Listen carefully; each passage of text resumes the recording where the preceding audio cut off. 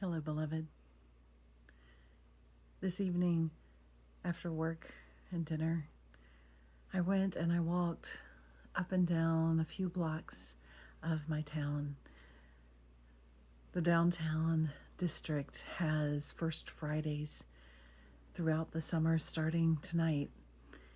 The first Friday of every month through the summer season is a chance to bring out cultural experiences and games for children and a place to practice salsa dancing down one of the alleys out in the open air, and for all of the different agencies that are designed to make sure that our community is healthy and supported and has access to what is necessary for us to live life as fully and as best as we each can, that allows small business owners and people with serious hobbies to set up their tents and offer their wares.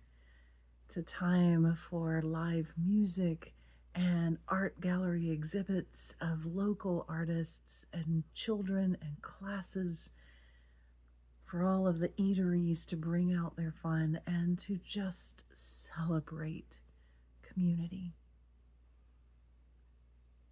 It's a time to remember that that is what it means. That is what is intended to mean, for us to be in community. There is a death knell to every insistence of only me and mine.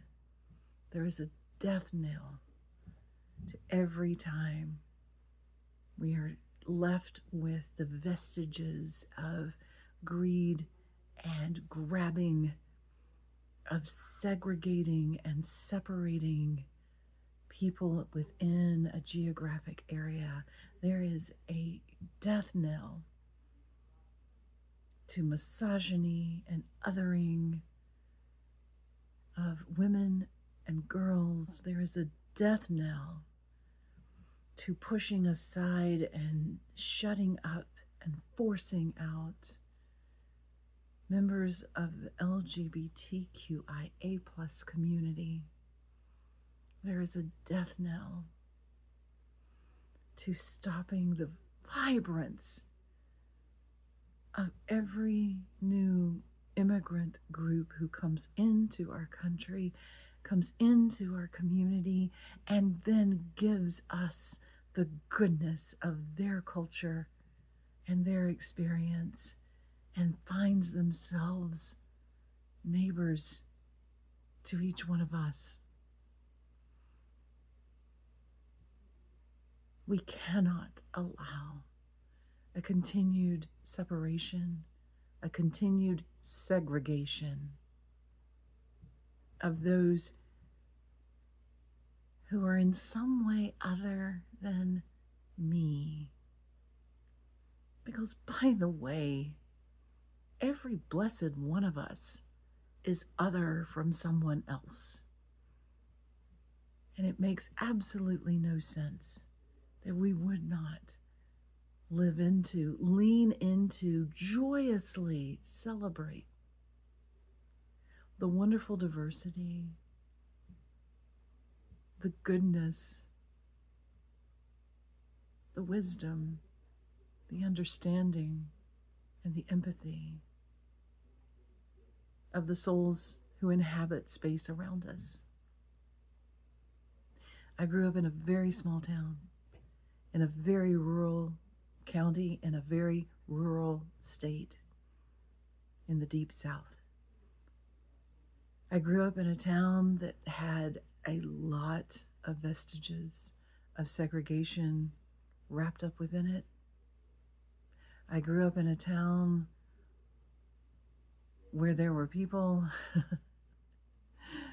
who dismissed my mother or me because we were females, a woman and a daughter, who only knew us in connection to my dad, which, by the way, in my case, is not a bad connection. He's a pretty wonderful person. But he's in part pretty wonderful because he never saw me as lesser. He never saw other people as lesser. I grew up in a place, in a time where sometimes it was simply safer and better to be at home than it was to be out.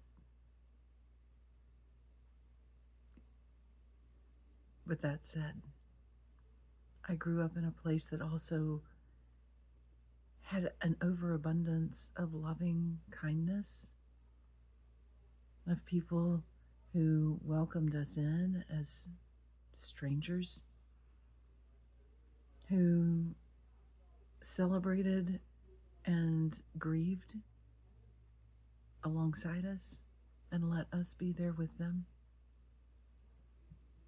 Of people who taught me the foundation of both what is necessary and needed to be a good and contributing citizen in this world, and taught me what isn't healthy, necessary,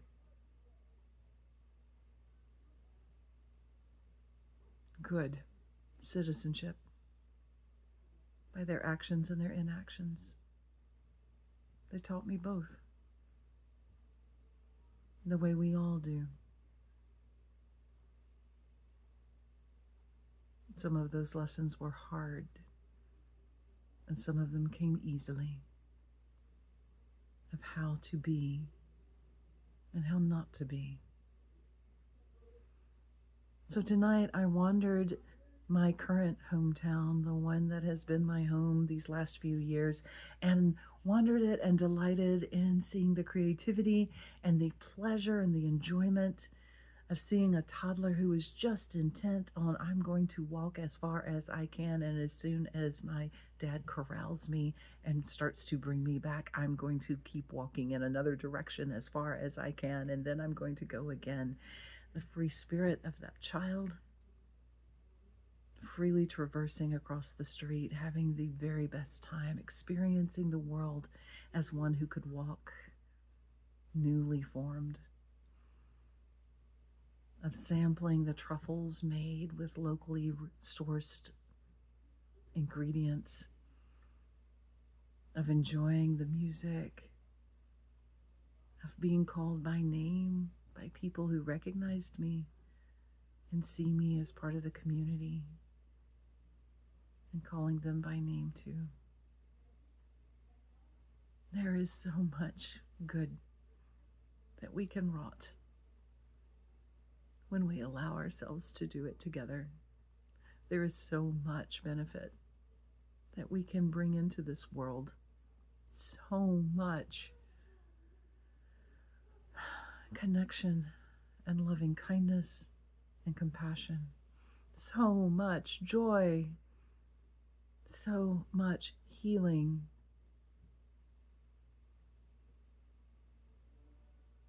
And so tonight I offer you the sound of my smallest singing bowl. It's a little tiny bowl, the smallest one I have. And it can't make the same vibration. It can't rumble across the room like some of the other bowls.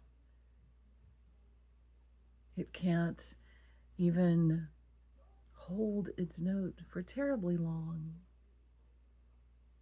But it makes a contribution to the sounds of the larger array behind me.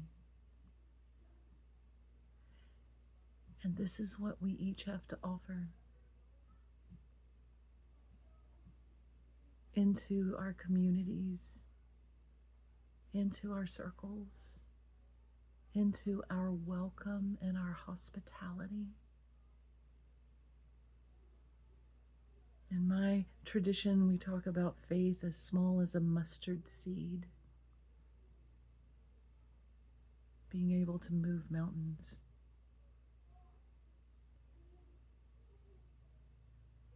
And a welcome as small as this tiny bowl can transform lives and even an entire society.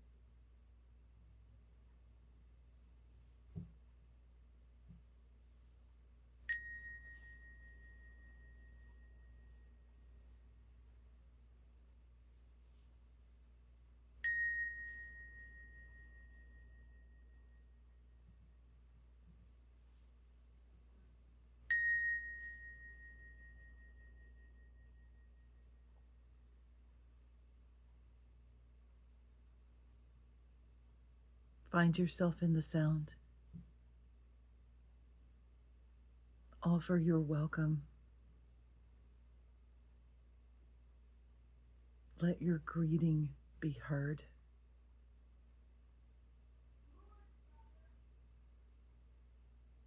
And blessings on the journey. You are not alone.